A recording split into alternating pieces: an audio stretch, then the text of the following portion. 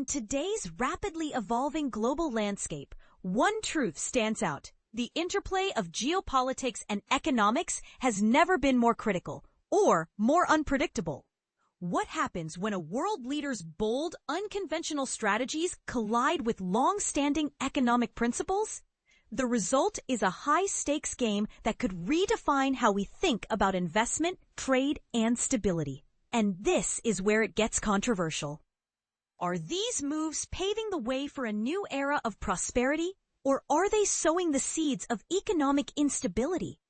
Over the past half year, President Donald Trump's policies, marked by isolationist tendencies and an aggressive push for peace diplomacy, have created a financial environment rife with both opportunity and peril for investors worldwide. His administration's sharp increases in tariffs, the pursuit of bilateral trade agreements, and direct involvement in geopolitical conflicts have not only altered the flow of global commerce, but also heightened the risk of stagflation, a dreaded combination of rising inflation and sluggish economic growth. For those managing investments, this means rethinking everything from asset allocation to hedging tactics and long-term strategy. Let's start with one of the most visible impacts, the dramatic reshaping of global supply chains. With average U.S. tariffs soaring to 17.5%, a staggering leap from just 2.5% at the beginning of 2025, companies are scrambling to adapt. This seismic shift has sent shockwaves through markets, exemplified by the S&P 500's steep 20% drop earlier in the year, followed by a partial recovery of 10% by August. While some industries found relief through newly negotiated trade deals with the European Union and Japan, others remain vulnerable due to retaliatory measures, particularly China's imposition of tariffs on rare earth minerals and American-made goods.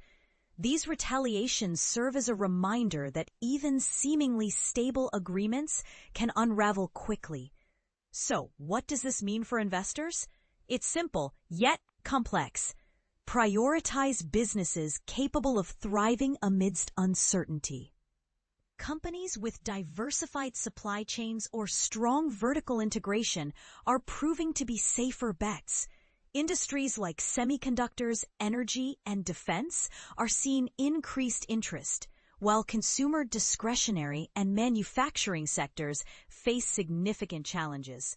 Adding another layer of complexity is the One Big Beautiful Bill Act, OBBA, which expanded the federal deficit by $3.4 trillion. This move exacerbates inflationary pressures, making assets like inflation-linked bonds and commodities essential tools for safeguarding portfolios.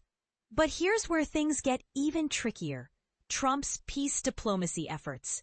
On the surface, brokering agreements between nations like Armenia and Azerbaijan, Iran and Israel, and others seems commendable. However, these deals often come with hefty price tags, such as massive commitments from the EU for energy purchases or billions in promised investments.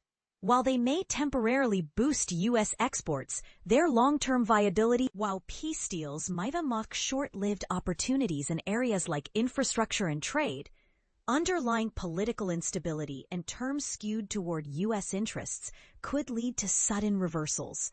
Sovereign debt issued by countries tied to Trump's America First agenda warrants careful examination.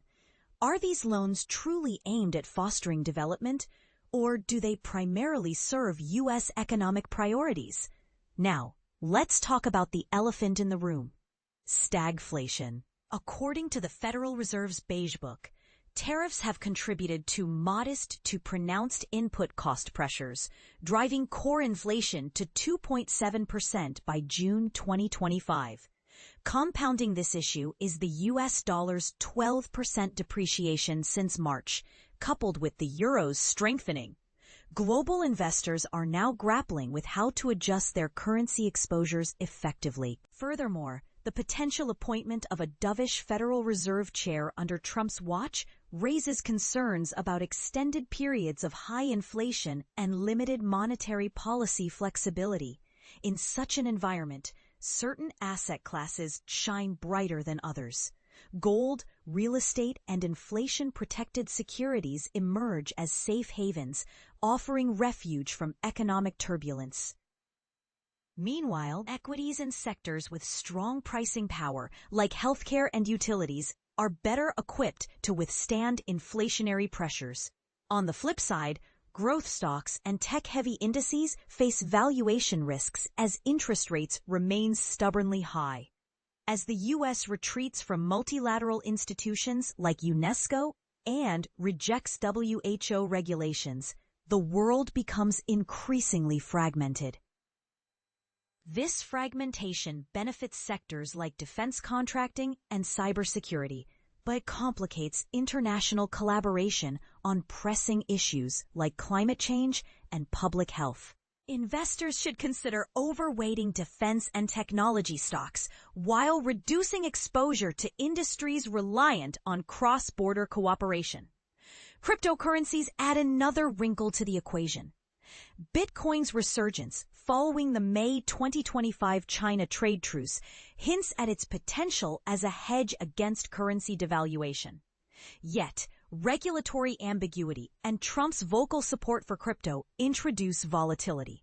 A modest tactical allocation to digital currencies could enhance portfolio diversity, provided strict risk management practices are in place.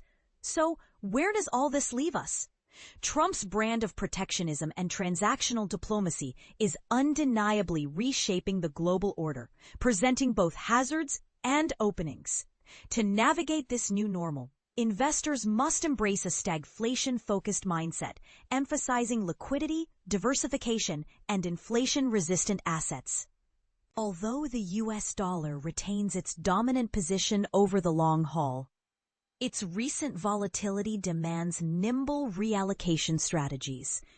As the administration prepares for pivotal meetings, such as discussions with Putin regarding Ukraine, and faces legal scrutiny over its tariff authority, the months ahead will put these approaches to the test.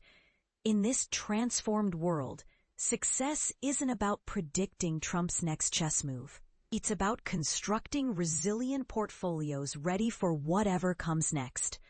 Do you agree that adaptability is the ultimate key to thriving in this unpredictable era? Share your thoughts below.